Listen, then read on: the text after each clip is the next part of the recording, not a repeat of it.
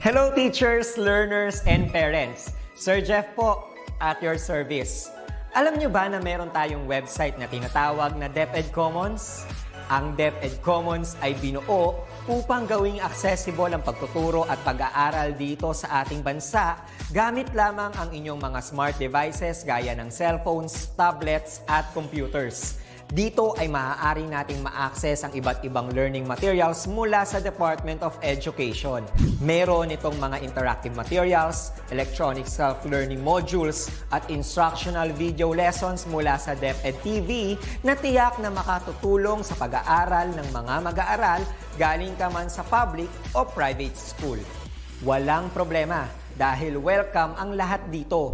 Para ito sa mga guro, magulang at mga mag-aaral mula sa kinder hanggang grade 12, alternative learning system o ALS, at pati na rin ang special education. At huwag kang mag-alala dahil kahit walang load ay maaari mong ma-access ang mga learning materials. Tama! Libre ito. Ang kailangan mo lamang gawin ay i-on ang iyong data at buksan lamang ang iyong browser at i-type ang commons.deped.gov.ph. Alam na ba ng iyong mga kasamahang guro o mag-aral ang tungkol sa DepEd Commons? I-share mo na ang video na ito upang matuto rin sila kung paano gagamitin ang DepEd Commons sa mabilis at napakadaling paraan. Muli, ito po si Sir Jeff at kita-kits po tayo sa DepEd Commons. Paalam!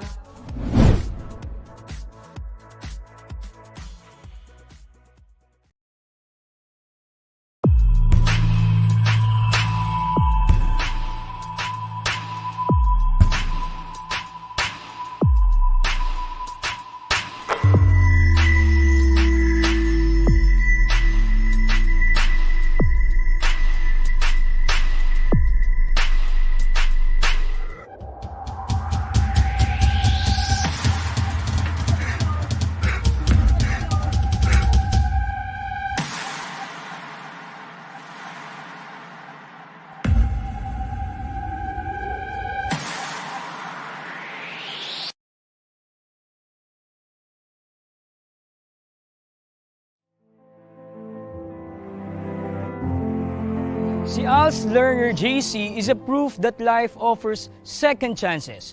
Nagkakamali pero naitatama at patuloy tayo to dream, set our goals, work hard for it, stick to it until we reach the success and the happiness that we hope for. Ako po muli si Sir A, ang inyong ALS coach dito lang sa Alternative Learning System sa DepEd TV.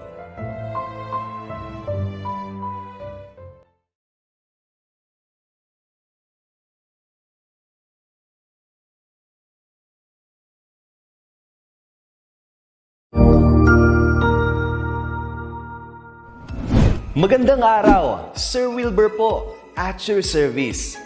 Narito ang ETUlay upang gabayan ka sa inyong pag-aaral upang lubos na maunawaan ang iba't ibang paksa o subject. Ang ETUlay ay isang free online tutorial class na pinangungunahan ng DepEd Educational Technology Unit sa pamumuno ni Undersecretary Elaine Del B. Pascua. Ang programang ito ay hindi lamang para sa mga bata, kundi ito rin ay magsisilbing gabay sa mga magulang at mga guro kung paano nila ituturo o gagabayan sa bawat asignatura ang kanilang mga anak o mga estudyante. Sa kasalukuyan, ang self-learning module mula sa rehiyon ng Calabarzon at kilala sa tawag na pivot ang ginagamit sa ating ETUlay online class. Kaya ano pang hinihintay ninyo? Ihanda na ang inyong mga ballpen o lapis, papel o kwaderno at samahan kaming itulay ang pagkatuto para sa bawat batang Pilipino. Sama-sama tayong magtutulungan para malampasan ang mga hamon sa panahong ito. Halina't matuto kasama ang inyong online tutor sa oras na ito.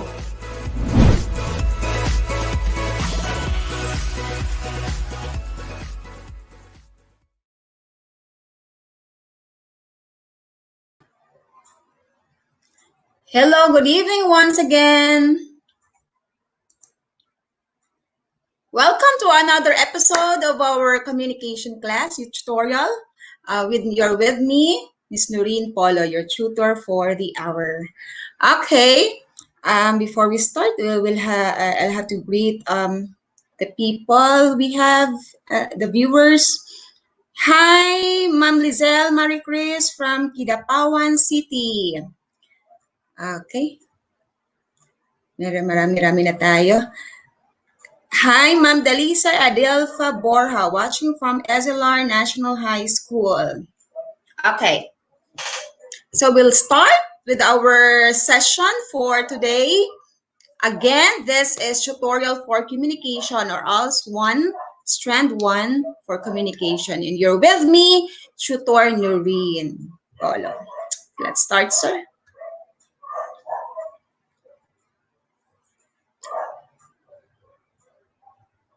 Let's start, Sir Ariel. Hi, Ma'am. Hi, Henky. Okay. Gerald Raimundo, Gabas, Mark Aldave.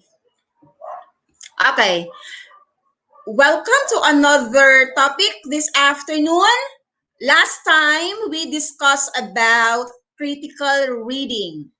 Okay, and this afternoon we will be talking about effective communication. Okay, so it has something to do with how we communicate. Okay, it's not about the way. No, it's not about the languages that we know, but it's how we communicate depending on the situation. Okay, let's start. Before we go to our topic, let's have a brief recall of what we had last week. Last week, we discussed about, as I've said, it's about critical reading. We knew that, next slide po. Hi, Ma'am Katie Dumas. Kiel Andag Alamag. Has Bitaw. Watching from Dipolog City. Next slide, sir. Ma'am Dailin Sabado. El Salinas, good noon to all.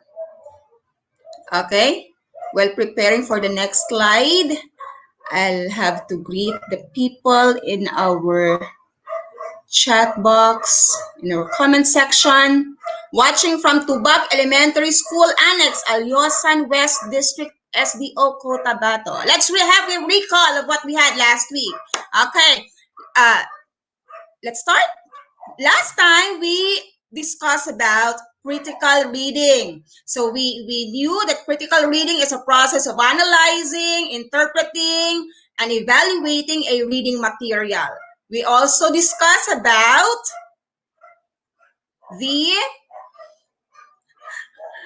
that there are different strategies in critical reading, including read aloud, okay, approach. Okay, you know, you will understand the whole reading material if you read aloud, if you read it aloud, right?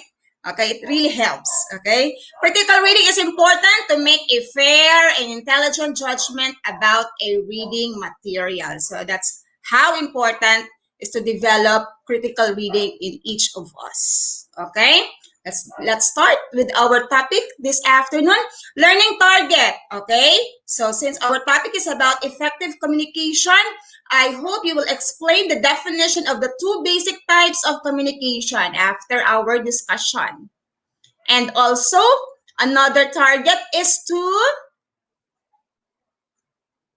explain the importance of verbal and non-verbal communication in our everyday lives. We'll be talking about verbal and non-verbal communication. So let's differentiate the two later.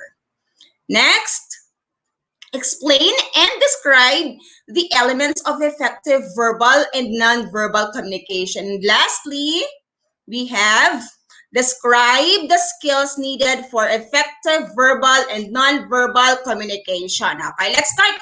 Before we go there, let's have a warm up.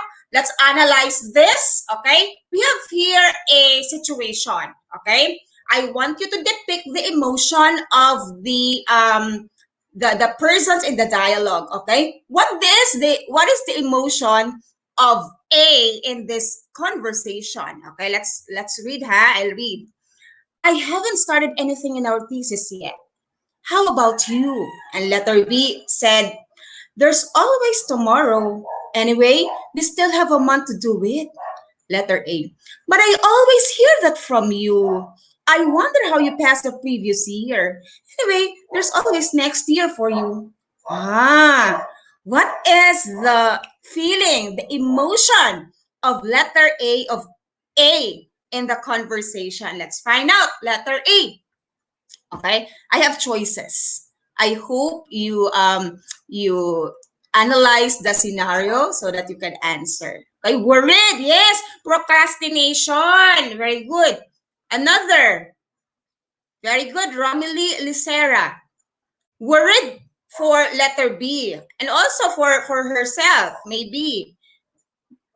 Okay, meron na okay, very good. Meron na rin online study for us.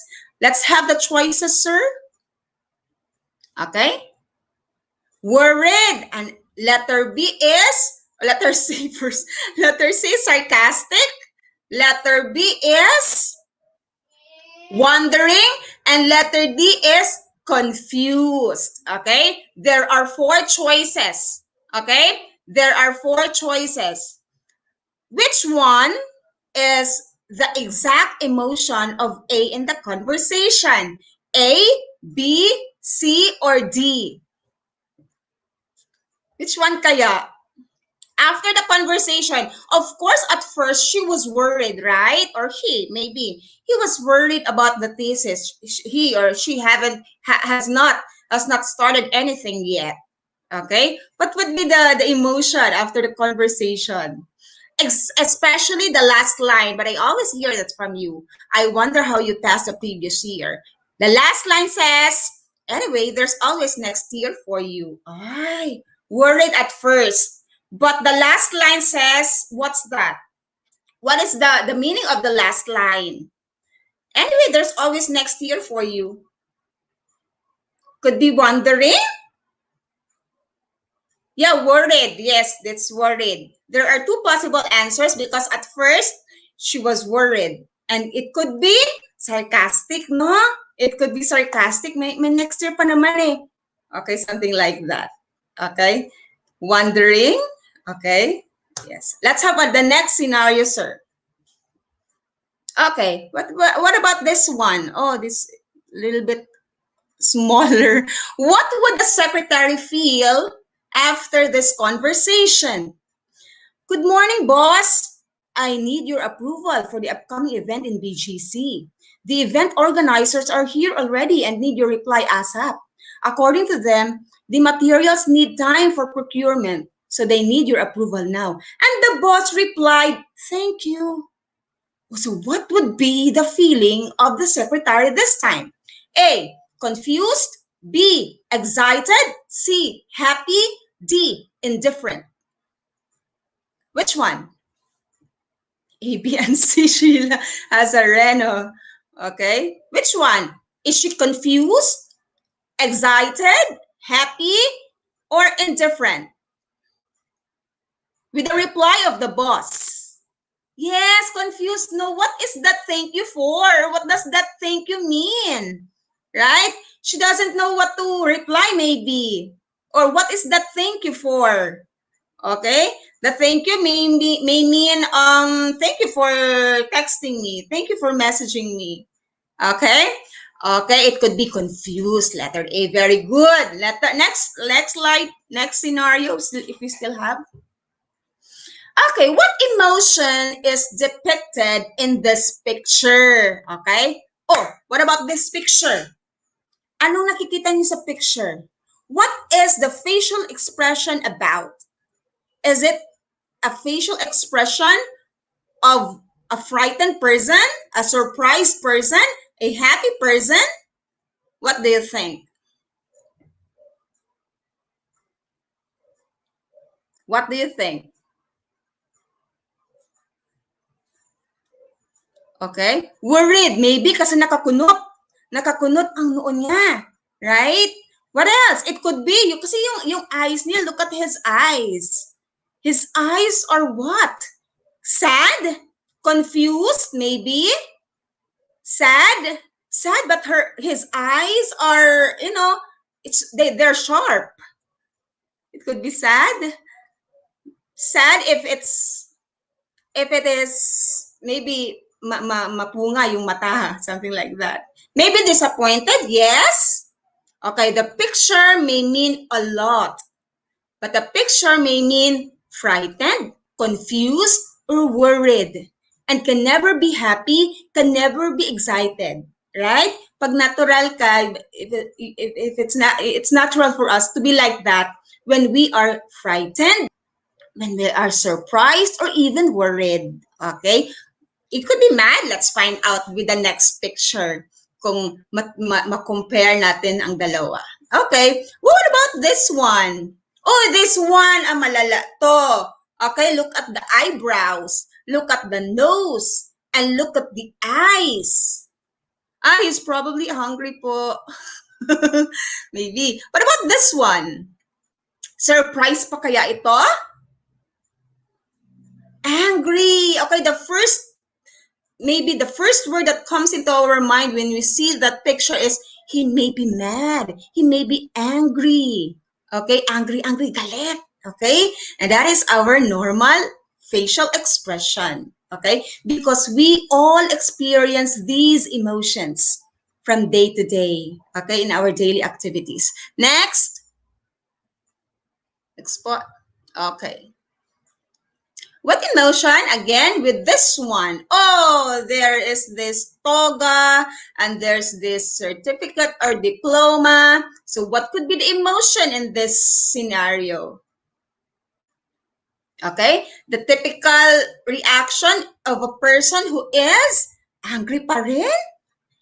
Happy, victorious, achieved, achiever maybe. Okay, happy lang talaga. Okay, because we have this toga. What are the manifestations? This toga, this diploma, and there's this cap. Okay, and the facial expression of the person there is very happy. Okay, all of these emotions we experience every day, right? Okay, but what is the relationship of these pictures to our topic this afternoon? Okay, let's continue. Okay. Okay, effective communication. It's not just about, effective communication is not just about how many languages you know or how fluent you are when you speak or how modulated you are when you speak. Also, you have modulated voice. You're very conversant. You're very eager to tell anything. It's not just about that. Okay. Effective communication is the way you express yourself depending on the situation. Okay? Now there are three things to consider for effective communication. Number one, paraphrase and understand. For our students, these are found in your module. I hope you follow with me. Paraphrase and understand. Okay, paraphrasing is very common, especially when you are already in grade 9, grade 10, kasi kasama siya sa research, no? You paraphrase. What is paraphrasing? Okay, paraphrasing is a restatement of a text, passage, or work, giving the meaning of another form but not different meaning. It is just a restatement through or using your own words. Okay, another definition of paraphrase is it is formulating someone else's ideas in your own words. Okay, let's find out paano tayo mag-paraphrase, like paano tayo effective, how to achieve effective communication kung pinaparaphrase mo yung sinabi ng iba. Okay? How to paraphrase using rap or RAP. RAP stands for read a paragraph. Okay? Of course, you'll have to read or sometimes listen, but this time we will use the reading. Read a paragraph. And then after reading the paragraph, it's like the critical reading already. Ask yourself, what was the main idea and details in this paragraph? Number 3, the letter P is put the main idea and details into your own words. So these are the steps. Basahin mo muna. Ask yourself, ano bang pinapahiwatig nitong paragraph na to? And then, you translate that into your own words. Okay? That's paraphrasing without touching the original meaning of the material. Okay? Continue. Yun tayo. Okay, let's try with this one. This paragraph, it's about an orange. An orange is a great year-round fruit providing an excellent source of vitamin C. It is also a good source of vitamin A, calcium, and potassium. To get the most of the orange nutrients, plus the benefits of its fiber, eat the whole fruit. Whole oranges are not as sweet as the processed orange juice, which often contains added sugar. So the orange fruit is beneficial for those with blood sugar concerns. Okay, let's paraphrase this paragraph. Okay, how? Let's try to compare this time. Let's compare. So the original one. So I read it already. So the paraphrase what? The paraphrase material. An orange is a great year-round fruit, and when you paraphrase it, an orange is available the whole year round. So does that change the meaning of the sentence? Not. Okay, it's available. It's great year-round, or available great year-round fruit. Okay, it is best in providing vitamin C. It also says there. Good. It is also a good source of vitamin A, as well as calcium and potassium. Okay, no changes with that. We benefit best from the orange fiber. Okay, how did it change? To get the most, so we benefit the best. Okay, many nutrients are lost during the food preparation. Kaya sabi niya, you'll have to eat the whole. It's better to eat the whole oranges or the whole orange than have the processed one. You know, sa can na, naka-process na, so iba yun. So making processed orange juices. The processed juice is not as good as the natural juice because processed juice has added sugar. It's already there also. Iniba lang niya yung the whole sentence. But the idea is there. Okay? Which our body might not need. Okay? That's the paraphrase one. Sometimes the paraphrase one, it could be longer than the original. Sometimes naman it could be shorter. Okay, it depends. As long as you did not change the idea of the original one. Okay, next, let's continue. Okay, let's analyze this. Okay, the weather forecast. Let's try to apply the RAP. The newscaster. The weather forecast says we'll expect some heavy showers tomorrow, especially in the afternoon. The weatherman says, yes, Nolly, if it's going to rain, maybe we'll have to bring our umbrellas or raincoats with us. Newscaster, you heard that, folks. Take precautions. Don't get caught in the rain. Okay, how does it change, or how could it be paraphrased? Or you heard this sa TV, oy, may forecast on TV, ganon. Okay, so how are you going to relay this message, this information to all without changing the meaning of the original thing that you've heard or you've read? Okay, let's continue. Paano natin yan? Okay, let's check. The rap there, this conversation, you'll have to read. You'll have to read. And then after reading, yung A natin, you'll have to ask, what is that paragraph about? About saan yun? Okay? It's about the weather forecast. It's about telling us that it might rain tomorrow afternoon. We might bring our raincoat and it tells me about possible rain tomorrow afternoon. So yan, nasa isip ko yan. Ngayon, after the A, after asking what the paragraph about, you go to letter P now. You'll have to process na. You'll have to translate that into your own words. And this might be like this. We might have heavy rains tomorrow. Nanay, we might have heavy rains tomorrow according to the forecast. We need to bring our umbrellas and raincoat to avoid getting wet. This forecast is for everyone. Saan niya nakuha yung everyone? Wala naman dun sa original. No? Wala naman dun sa original. Wala mang everyone dun. Maybe dun sa folks, no? For folks mean to everyone, to all people. Diba? You heard that, folks? Take precautions. So that may mean for everyone. Okay? So you should be extra careful when you paraphrase so that you will not change the original material.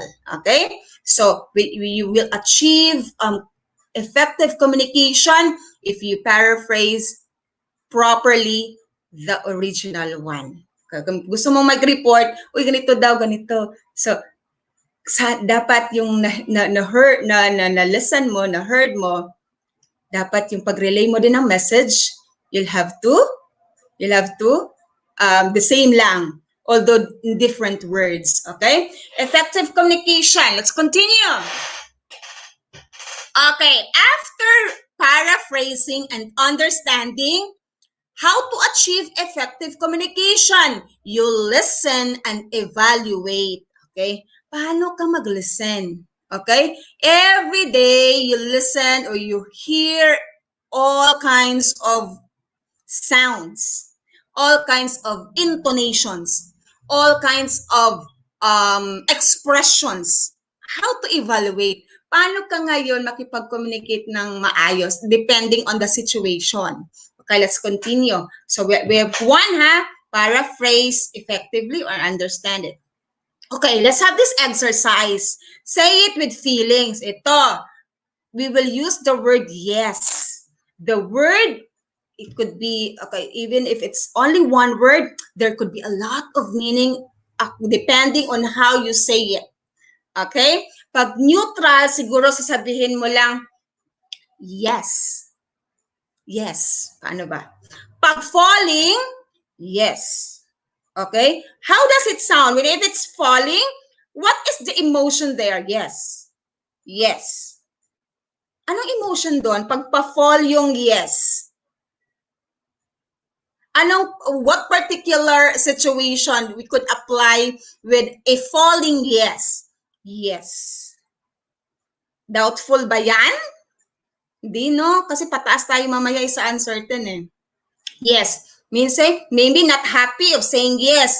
Nay, may puntahan po ako. Maybe si nanay, if she's not convinced, maybe the yes is not convincing. Pagpa-fall. If it's rising, what does that mean? Yes? What does that mean? Pagpataas. If it's rising, what does that mean? Anong meaning ng yes dyan? Yes? Anong meaning natin dyan kapag pataas yung yes? Yes? Happy. Clarissa Agkawili. Anong meaning ng yes natin dyan? Yes? What situation do we have?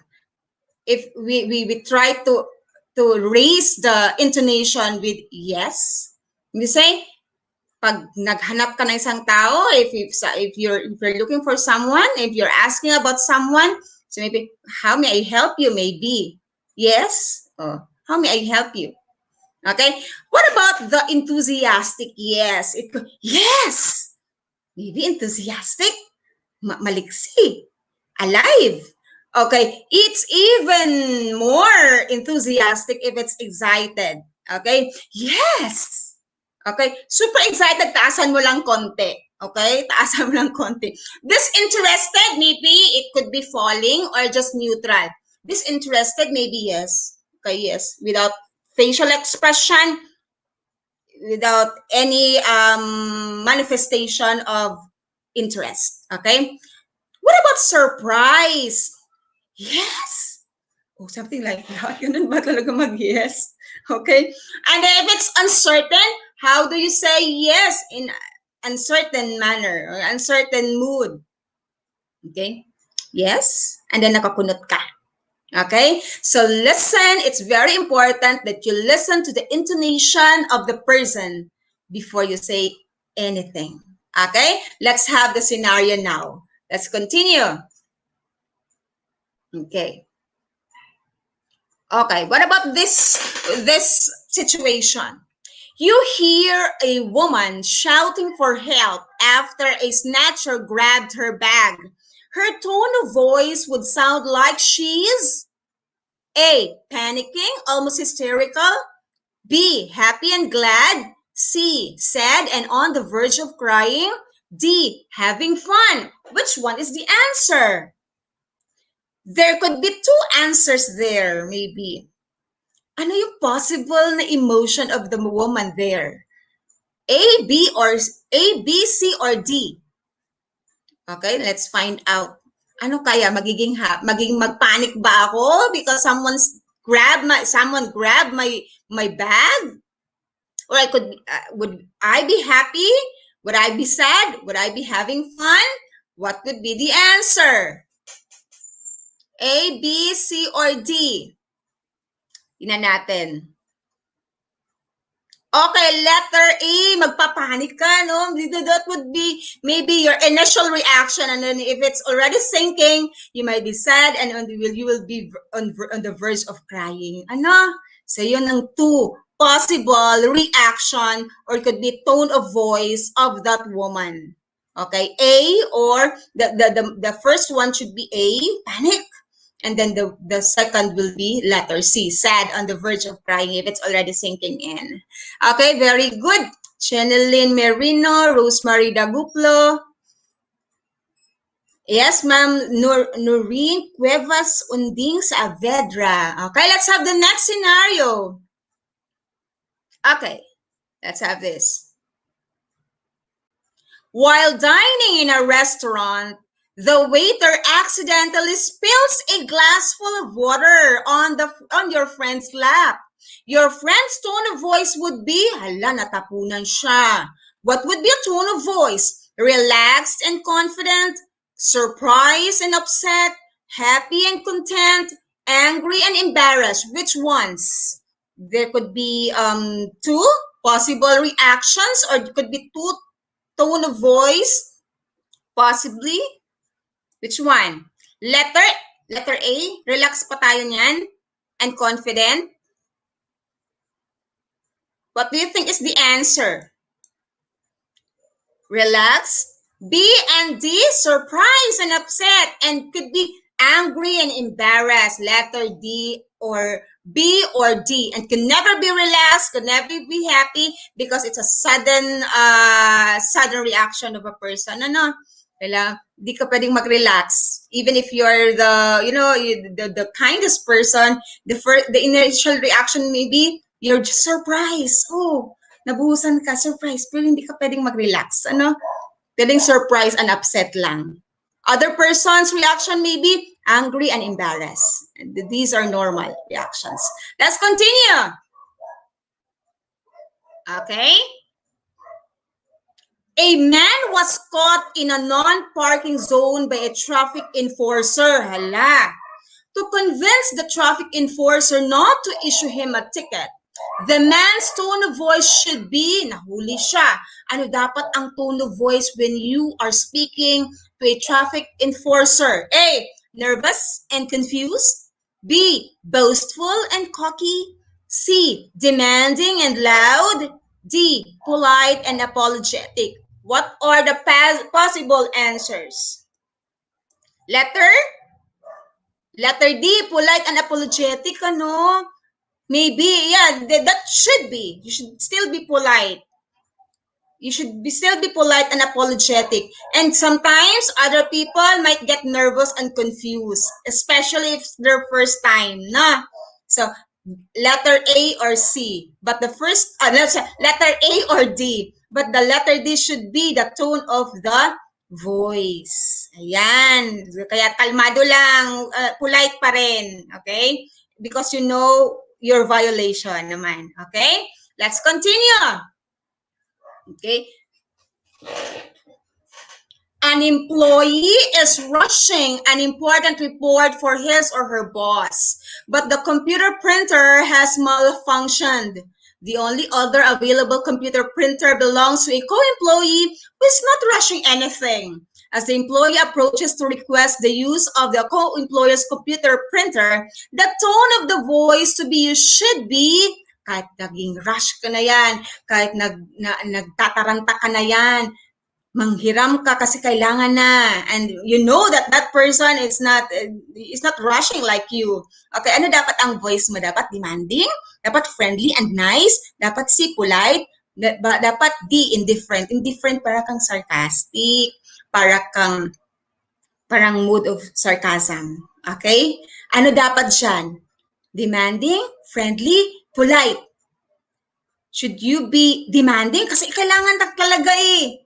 Okay, you should still be friendly and nice. That's how you communicate with this situation. Okay? Binabagay-bagayan ang ating communication. Ano?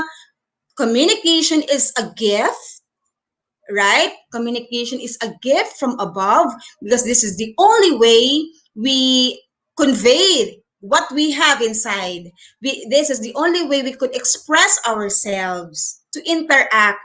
Kaya dapat we'll have to enrich it, and also we'll also have to use it nicely and properly. Ano? Okay, let's continue. Dapat you should listen, ano? Okay, last one. A security guard approaches two people arguing in front of his assigned post. Okay? To be able to prevent the conflict from getting worse, the security guard attempts to settle their conflict. The security guard's tone of voice should be, kapag ikaw ang security guard, okay? Anong gagawin? Ano dapat ang voice mo? Ikaw yung mag-mediate. A, authoritative and commanding. B, diplomatic and reconciliatory. C, friendly and warm. D, nervous and shaking. What are the possible answers? Possible tone. Pag ikaw yung guard, ano dapat ang approach mo niyan?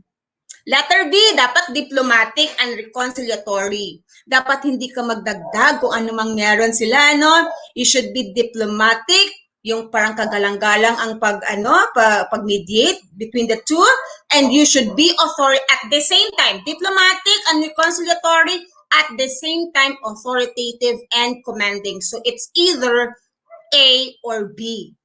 And can never be C and D. Kapag friendly pa kasi, and then the two are already arguing, the two are already, in a heat-up situation, kailangan mo yung dalawa, diplomatic and authoritative. Tandem dapat yon.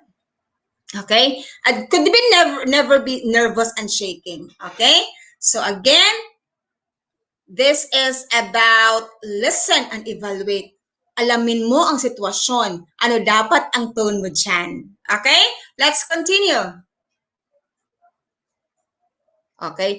This is the last one. So we had paraphrasing and understanding. The second one is listen and evaluate. And the third one is observe and interpret. Okay? Dito na papasok yung mga non-verbal natin, no? Minsan, ang tao does not want to talk. So, his gestures, his mannerisms, yung galaw niya, would mean many things. So, tingnan natin paano natin interpret how to achieve effective communication by observing and interpreting. Continue. Okay. Okay, look at the pictures. Number one, ano nangyari sa dalawang babae dyan? What do you think is the emotion of the first girl? Ano siya dyan? Smiling lang ba siya? What is the situation? What is the emotion that embodies with that woman? Maybe happy lang siya, no? Nakasmile siya eh. What about the second one? Ano nangyari sa kanya? Nagiging sad. Okay? Nagiging sad. So, you mean, ganyan itsura niya pag happy siya, itsura naman niya pag sad siya, maybe ganyan. So, kapag friend mo, alam mo kung kailan siya happy, kung kailan siya gutom, kung kailan siya sad. Okay? You should observe. Observe her gestures. Okay? Or his gestures. Observe paano siya magiging happy. Paano siya paano niya pinoportray yung sarili niya in different emotions. Okay? What about number 2? What does that man do? Anong ginagawa niya? He is, by the way, ano siya? Anong profession siguro siya? He is maybe a soldier or what? Happy and sad, yes. Ano siya dyan? Nag-speech, maybe. Nag-speech, yes, nag-speech. So, dapat authoritative. At stand straight. Okay? Stand straight in delivering the piece. Okay? Nag-speech siya. Let's continue. Okay? Oh, what about this one? Okay? The man, the first picture. Anong ginagawa niya? Kaganyan lang siya, oh. Ano kaya yan? What does that signify? What does that mean? What about his facial expression? Anong emotion niya dyan? Happy lang ba siya? Or approving, right? Approving lang siya. Okay? It could mean approving or neutral. Okay, maybe. Or just happy. Or maybe approving something. Okay? The fourth one. So what is that gesture? What is that when you hug someone? Ano yan? They are maybe reconciliated. Pwede. Maybe they've been missing each other so much. Okay? What else? What else? Okay, sad. Trying to explain something from Mamsay, Barcelona, maybe that one. Okay, the hand with his hand. Okay, hugging, maybe reconciliated sila, united, or they've been missing each other for a long time. Okay, but that could not mean anger, right? Hindi ka, it's comforting. Yes, very good. It's comforting. Okay, comforting someone. Very good. Let's continue. Those are nonverbal signals. Even if the persons or the person does not talk, you know that what's happening at the emotion at that moment. Okay, nonverbal communication. Let's continue.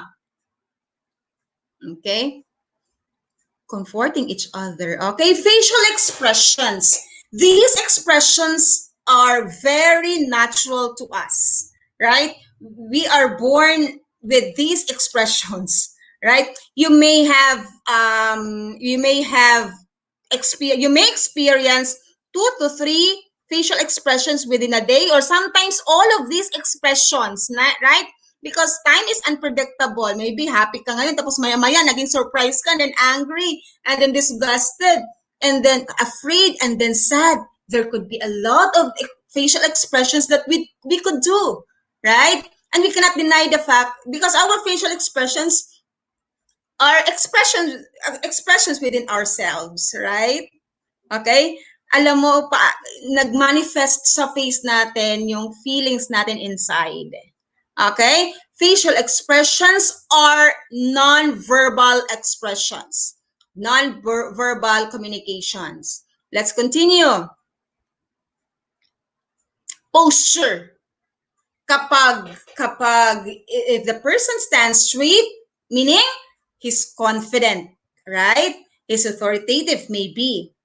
If a person is stooping, maybe, what could be the possible emotion? Nagsustoop siya. Aside from being old, maybe. Okay? Pwede din. Pero minsan, if you stoop, that means you are shy, you are in doubt, maybe. You are in, hi, May Charitas Reyes from Abra. Maybe you are doubting. Okay, and if you sit down and with this hand or fingers in your lips, maybe you are what? You are nervous. Yes, very good. Nervous, and could be panicking maybe. Okay, nag-iiba yung posture natin depending on the situation and emotion. Okay, shy. Pag nakastoop, no, parang shy tayo. Kasi thinking, maybe. A lot of people put their fingers on their lips to tell na they're thinking. Wait for me, I am thinking. Kasi parang part yan ng ano nila, gumagana yung utak nila kapag nakaput sa lips nila yung fingers, okay? Yung thumb, okay? Continue. Okay, continue tayo. Okay, gestures, including hand signals, body movements, shaking of the head may mean what? No. And with that, it may mean what? Okay. Approving also. Okay, approve. Okay? There could be a lot. Hindi mo sabihin, Nay, alis ako. O sabihin ni nanay ganyan. O meaning say, you are allowed to go out. Okay? Stress. Sinong stress? Jopots, Jeff. Okay, maybe yung pauna-una, no? Kapag nakaupo, tapos stress siya. That's true. Okay? Continue tayo. Yung gestures.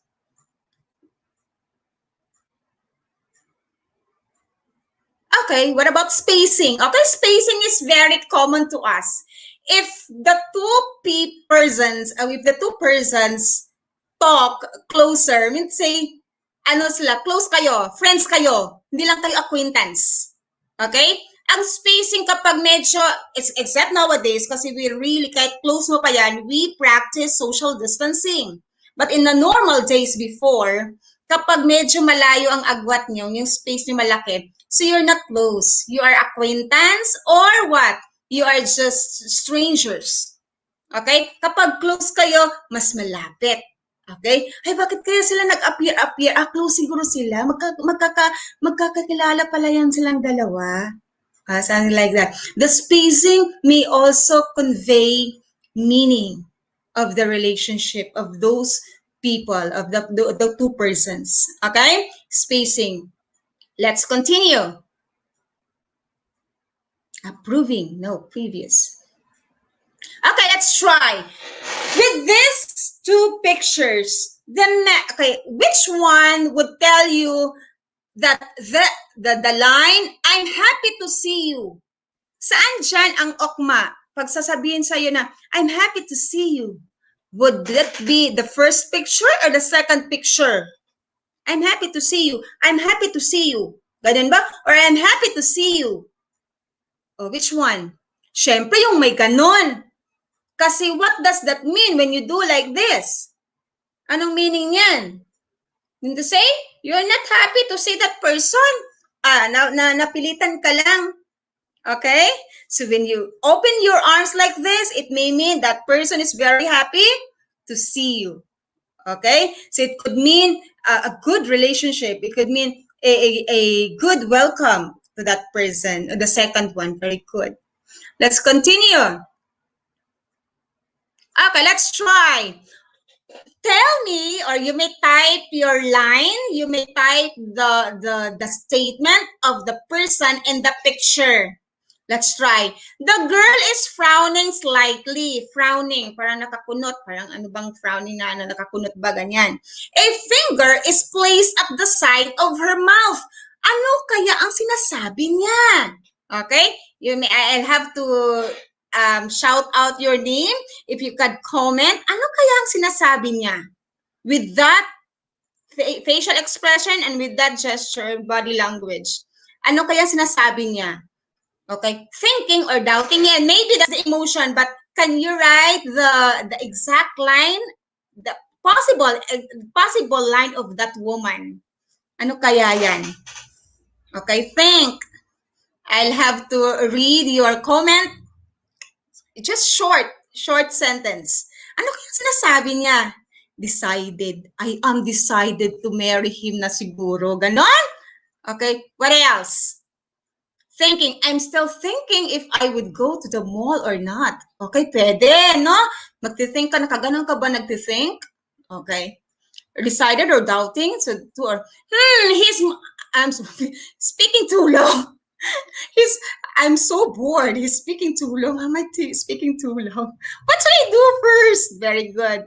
Chopa, check. Thank you for commenting. And also, what should I do first? Maybe Noreen Cuevas Unding Saavedra. Maybe, no. Ano kaya una kong gagawin sa dami kong trabaho? I doubt it. Hindi ako sure. Something like that, no? Ganyan ang expression mo. I'm not sure. I'm still thinking what to do. I'm thinking what would be our ulam later. No? Minsan gaganyan tayo, ano kayang ulamin mamaya? Should I eat chocolate or French fries? Maribel, Alfar. Oh, lahat na, the two should be. Dapat chocolate tsaka French fries, no? Magkasama. Hindi na kailangang magpumili. Maribel, Alfar. Okay. Let's have the next one. Okay, medyo marami naman na tayo sa with this girl. Let's have a second one. The girl po yan ha, hindi siya boy. The girl is looking at you. She straightens one of her fingers and bends it toward her. Ano kayang meaning nun? She straightens one of her fingers and bends it toward her. Pero ikaw ang tinitingnan. What would be the possible line of this girl? Tinitingnan ka niya.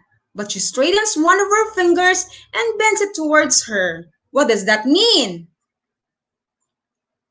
Ano kayang meaning nun? Oh, Mariviel Alfar, 1 point. Thinking? Ano kayang sinasabi ni girl dito?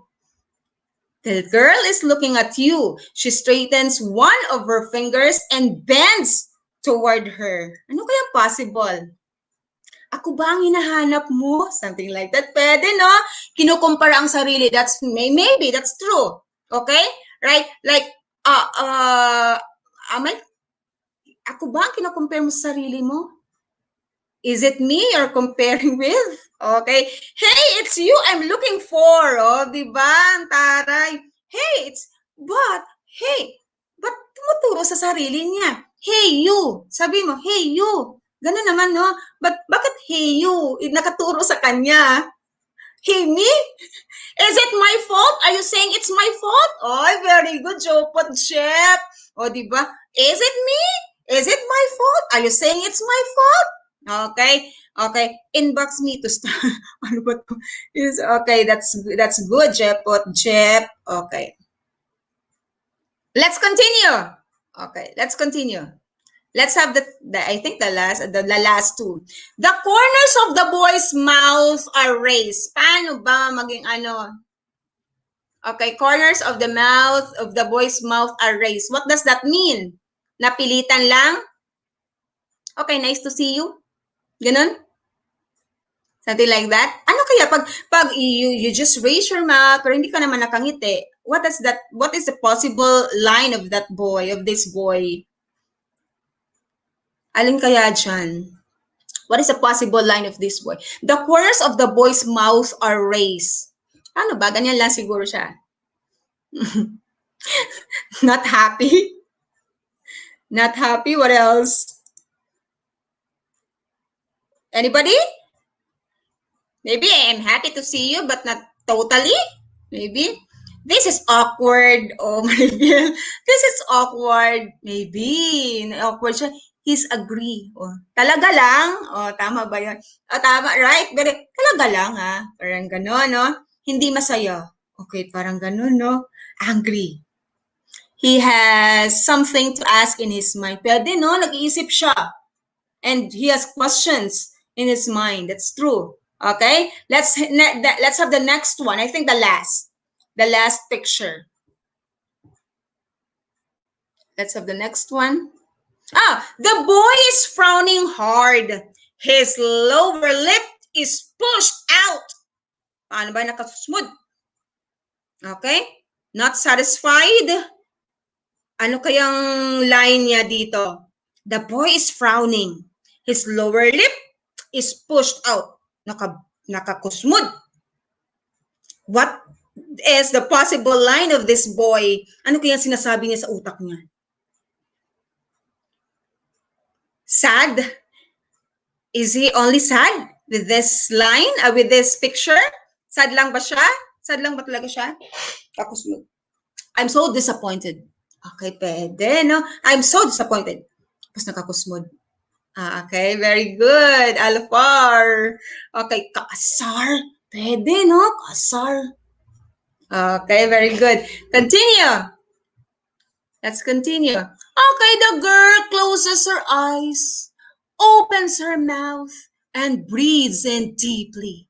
Ano kayang nasa isip niya? Dismayed. The girl closes her eyes, opens her mouth, and breathes in deeply.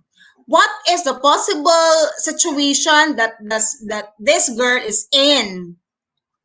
Nagdarasal siya, maybe. Or, what is the feeling?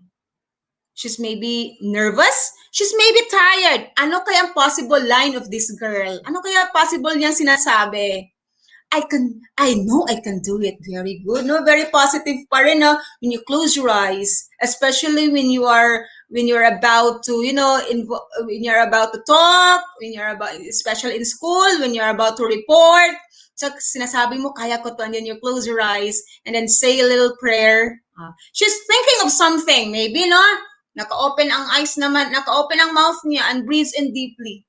Maybe she's nervous, maybe she's panicking, maybe. Yes, she's thinking of something. She's stressed, she's nervous. Okay? Breathing. Inhale, exhale.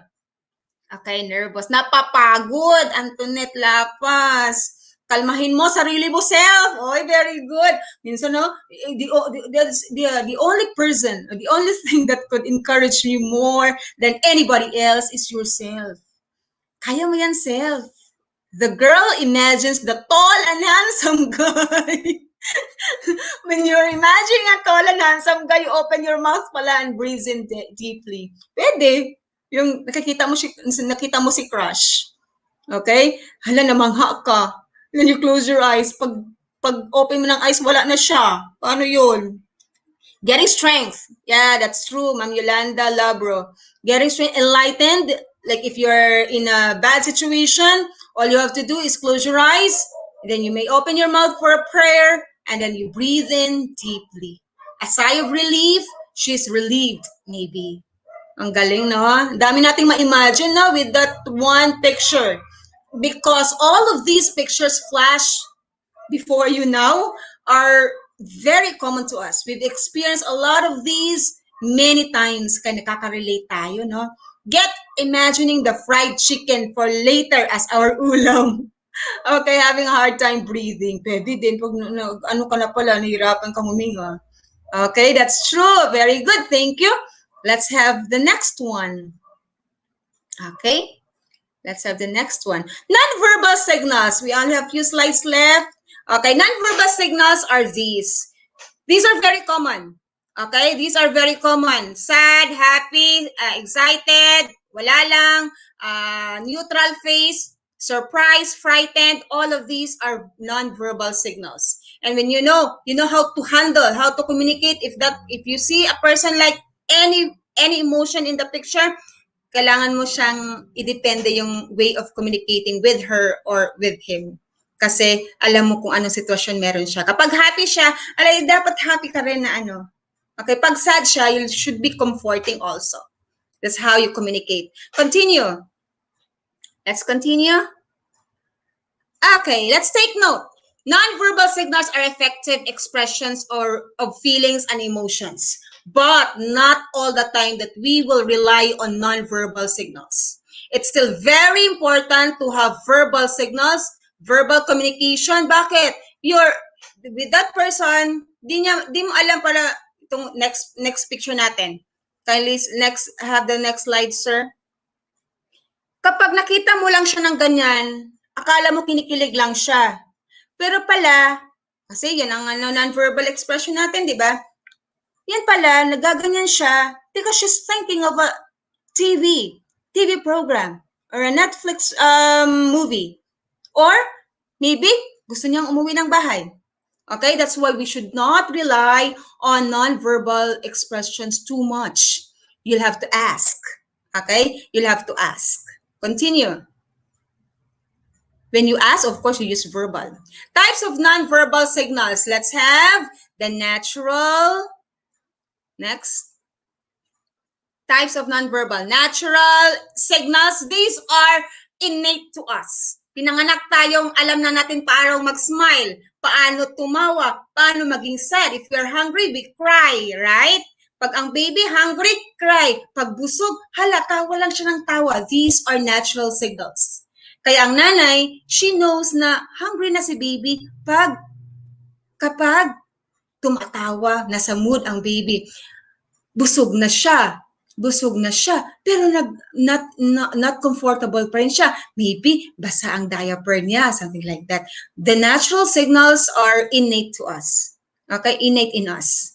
Okay, continue. We have natural signals and learned signals. Learned signals like the waving hi, something like that, hi. And then the mano and the kissing of the hands are learned signals. These are based on our culture, yung pagmano, pag-kiss, ayan yung mga learned signals natin. Okay? So there are two, natural and learned signals. Yung natural natin, kahit hindi mo yung turuan, alam niya yan. Alam mag-portray ang taong ganyan. Pero yung learned, dapat turuan mo pa rin yung tao na paano magmano, paano mag-raise ng hand kapag you have to raise your hand when the teacher asks or checks attendance, something like that. Okay, di ba ang teacher sabi, you raise your hand if your name is called. Okay? But learned yun kasi sinabihan siyang ganito ang gagawin mo. Okay? So we have natural and learned. And then the last, I think this is the last. And then let's remember the things that we've discussed this afternoon. So we had this RAP. The RAP is an acronym for the tool used as a guide in paraphrasing. Okay, paraphrase. Read, ask, and paraphrase. Okay? In talking with someone, especially in giving feedback, you should take care not to hurt the feelings of others. Kaya observe, listen and evaluate kung anong approach ng communication gagawin mo sa taong sad, sa taong happy. Okay? So, effective communication is achieved when you know how to handle situations, when you know how to communicate with people in different situations. Okay? Let's continue. Better may verbal para sigurado, that's true. Kaya dapat yung verbal ang mas lamang kaysa non-verbal. May hinahangad emotional. Okay? Antoinette Lapas and then Heidi Lores. Better may verbal para sigurado talaga. In dealing with others, we should be sensitive. Okay? To what they are saying. What is the message being delivered. Okay? Sensitive dapat. Para hindi ka mako-hurt ang other people. The meaning of a message changes depending on the tone of voice used. Kaya very important kapag maka-encounter kayo ng Bisaya, akala mo para kaming galit parati. No, that's our intonation already. Para kaming parating galit. No, that's our normal tone of voice. Masyado kaming Bisaya kasi ako. Para kahit naman, kahit normal emotion lang, para kaming galit because of the way we speak. Right? Mga Hiligayanin, mga Ilonggo naman, napakalambing. Okay? You should also consider those things. Okay? Depending on the tone of voice used. Let's have the next one. I think the last. Okay, we can read nonverbal signals by studying a person's facial expressions, posture, and gestures. The contact and spacing between people also provide nonverbal clues. Nonverbal signals give us an idea of the true feelings of the speaker or sender of the signals. His or her true feelings may be different from what she is actually saying. Kaya nga, wag mag-rely on the nonverbal signals. Still have to ask. You'll have to communicate verbally para what? Para makuha mo kung ano talaga yung emotion niya. Kasi we can fake gestures. Right? We can fake gestures. We can fake non-verbal signals. Kaya dapat mas lamang ang verbal. Okay? To achieve. Mas lamang din ang taong a person who knows how to communicate effectively. Mas lamang sa trabaho and mas lamang sa relationship with other people. No? If you know how to communicate effectively, for sure, mas lamang ang magandang relasyon mo with other people than those who are unable to communicate effectively. As I've said earlier, effective communication, it's not just about how you speak. Ang galing niya magsalita. Lahat ang dami niyang alam. But it's how you deal with the person you are talking to or talking with. It's how you manage the situation, and with how you deal with different personalities and different scenarios and situations. Okay, let's have the next, sir. Oh, thank you na pala. Okay, thank you for having with me tonight. Thank you for being with me for the last hour. Okay, naka 1 hour din tayo. Watching here from DCNS Junior High School. Ma'am Adora Villanueva. I'm also Villanueva. Marlene Villanueva. Ang dami pala naming Villanueva. Charlene, Jean Arevalo Labini. Yolanda Labro. Okay, after my time, Sir A, Coach Ariel will be announcing something for tomorrow's event. Thank you once again for being with me for the last hour. Your student, Maribel Alfar. Sir A, back to Thank you, you Tutor po. Arlie at Tutor Noreen. Thank you so much. Ang daming natutunan na naman ng ating mga students. Hindi lang mga alternative learning system na learners ang nanonood sa atin, no? Marami rin ang regular students from different schools nationwide, and also teachers and Yes, parents are also nationwide. watching. Kaya thank you so Ayan, much. may maganda pang comment dito sa communicate. Sige. I'll have to read this. Saan ba yon? Para, you'll have to communicate effectively para hindi ka umasa. Saan ba yun? Hindi ko na makita. Ito, kay Crystal Apo. Thank you, sir. Thank you, sir.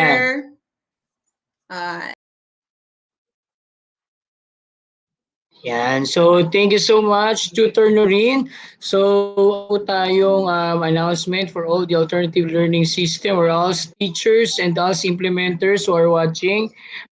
We are inviting you to attend our national training for basic open educational resources. So, tomorrow po, meron po tayong mga training for our teachers ng alternative learning system. So that will start at 7 a.m. Noon, no? So sana po ay suportahan nyo kami para po sa ating mga teachers ng AS. Para hindi po tayo nahuhuli dahil lahat po tayo ay kailangan na makasabay, no? Lalo na dito sa ating panahon. So yun lang po.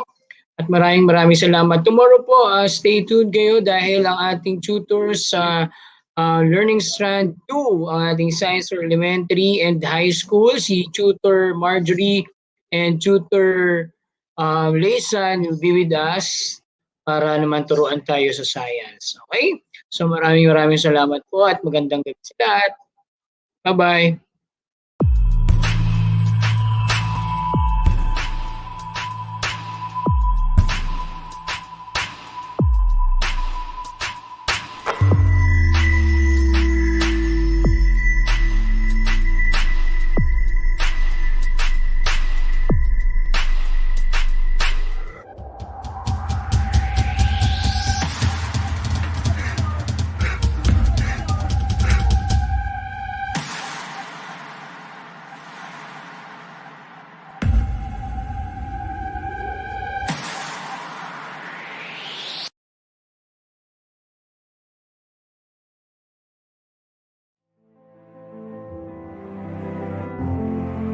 Si ALS Learner JC is a proof that life offers second chances. Nagkakamali pero naitatama at patuloy tayo to dream, set our goals, work hard for it, stick to it until we reach the success and the happiness that we hope for. Ako po muli si Sir A, ang inyong ALS coach dito lang sa Alternative Learning System sa DepEd TV.